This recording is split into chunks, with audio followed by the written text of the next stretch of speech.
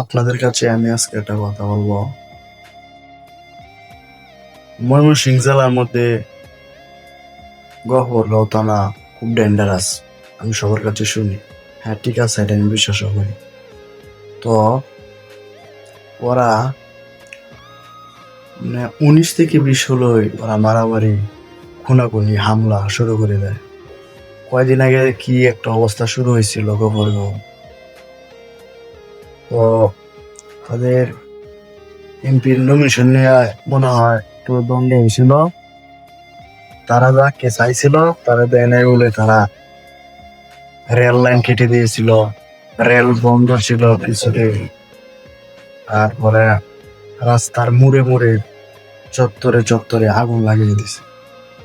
আবার কিছুদিন আগে গোলন্দাজ মার্কেটে আগুন লাগছে। ওরা না বলি সমস্যা নাই। ও ওরা 19 থেকে 20 হলোই কি অবস্থা একটা শুরু করে, খালি দেখি, কিছু বলতে পারিনি।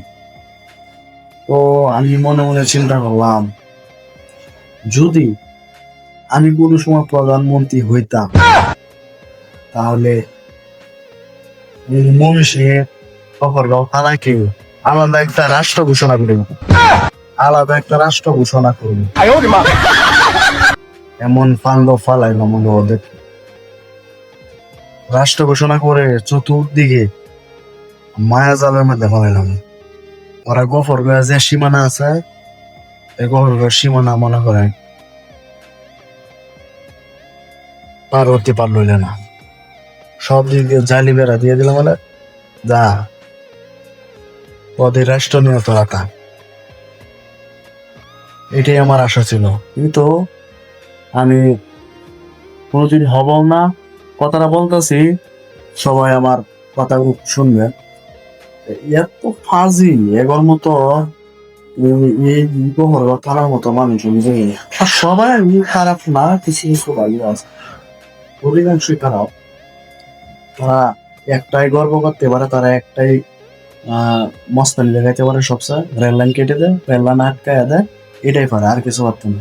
আমি মনে করি ওই দিক থেকে যদি রেল লাইন না থাকতো, তোরা কি নিয়ে বেড়াগিরি করতি, কি নিয়ে মস্তানি করতি, এত পাওয়ার দেখাইতি। তোরা রেলদারি কিছু করতে পারবি, আর কিছু করতে পারবি না। আর আমি যদি প্রধানমন্ত্রী হইতাম, আমি ওদের এই গফরগাঁও থানাকে আলাদা রাষ্ট্র ঘোষণা করলাম। হলে এই রাষ্ট্রের ভিতর তোরা এই গফরগাঁও এরিয়ার ভিতর ছাড়া আর কোনো দিকে বার হইতে পারলাম না, বার হতে পারি একদম।